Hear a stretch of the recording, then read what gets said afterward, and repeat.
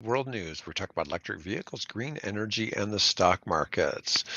I want to welcome everybody to the call today. Thanks for joining us, and I hope everybody had a great weekend.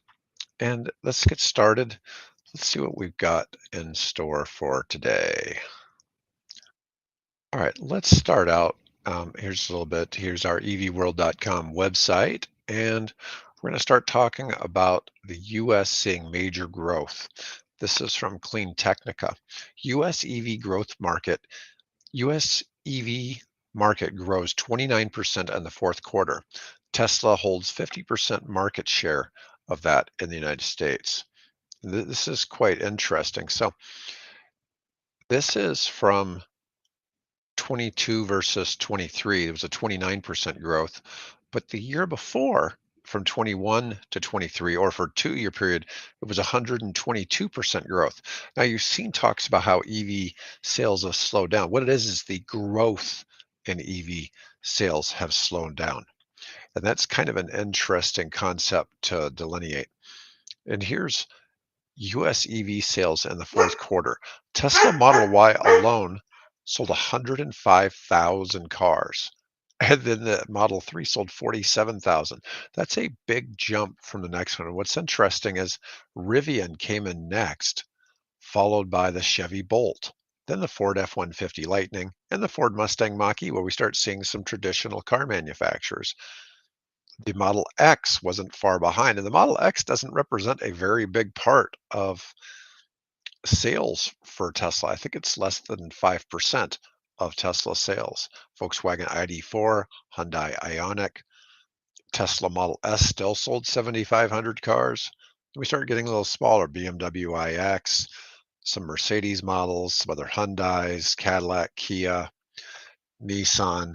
It's just interesting. You see down here, way down low at 2,800, Toyota BusyForks sold, but they also sold the Lexus RZ. 2,000 Hummer EVs sold. That's a pretty big jump, but it's interesting there. You get seeing a whole lot of little ones. There's something here called a Zevo 400, a Zevo 600. Never even seen these vehicles, but that's interesting to see. This was just for the last quarter of last year. Now, this is from Car and Driver. And you see these headlines that EV sales have dried up. They sold reasonably well in 23. Here's the forecast for 24. So in 23, EVs made up, oh, let's see here, 1.36 million vehicles. And this includes plug-in hybrids and all battery vehicles. 8.8% of the 15 million cars sold were EVs. Now, this was for 2023. That's by far the highest ever in the United States. In 2024, it's expected to go from 8.8% of sales to 13% and total about 1.9 million units. That would be another 650,000 or 550,000 units here in the United States. Now,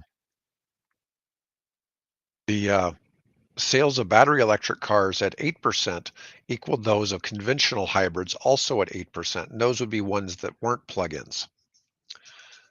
Now, this is pretty steady. Some makers like GM and Ford have delayed investments to future EV battery or assembly capacity. They've had a difficulty. They pushed out factory startup dates by a year. Isn't canceling it altogether, but some of this may have to do with pricier loan rates.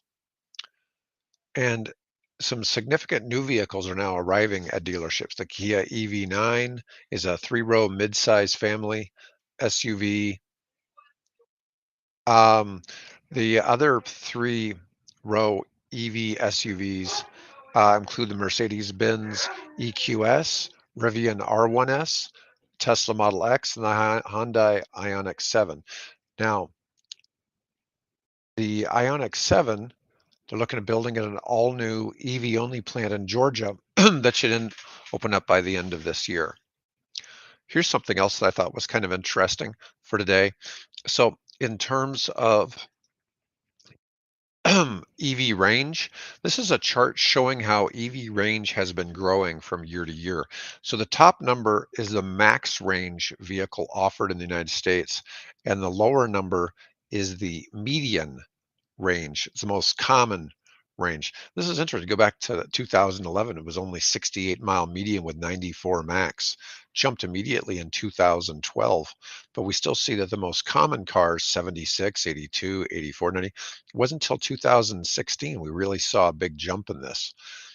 Went back down a little in 2017, I guess because more cars were offered, but we keep seeing the max range going up. Now, interestingly, for 2022 and 23, it's the Lucid Air, which has an enormous battery, 520 miles and 516 miles. We keep seeing this, the most common range of a new EV, cycling up to 270 miles. Now, next, we're going to talk a little bit about some stuff going on in batteries.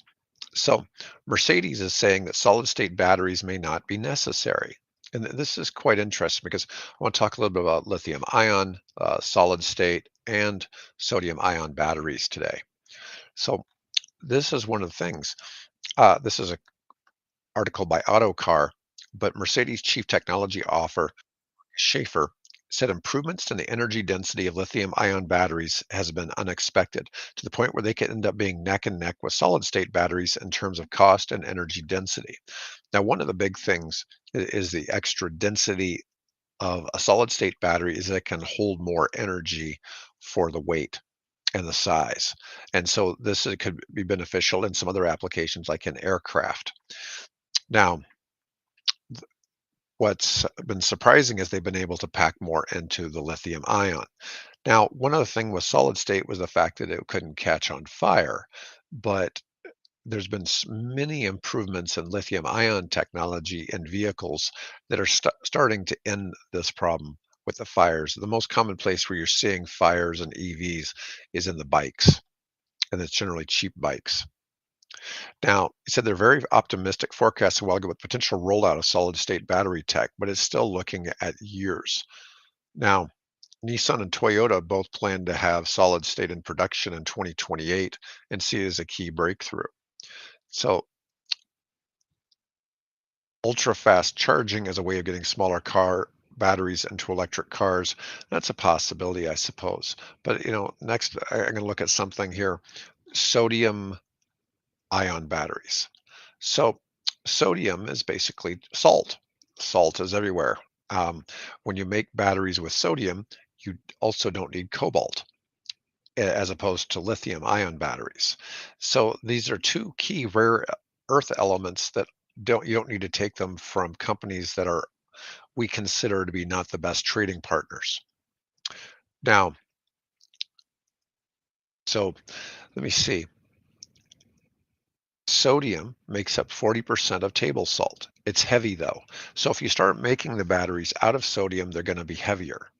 Sodium batteries are relatively inexpensive and free from supply chain issues. They're approximately one third cheaper currently when they're not being done much. They're one third cheaper than making lithium batteries. Sodium is the sixth most common element on Earth, makes up 2.6% of the Earth's crust.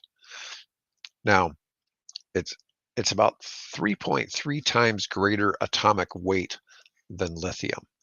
Now, that doesn't mean the battery's three times heavy. It just means that that particular piece is going to be heavier.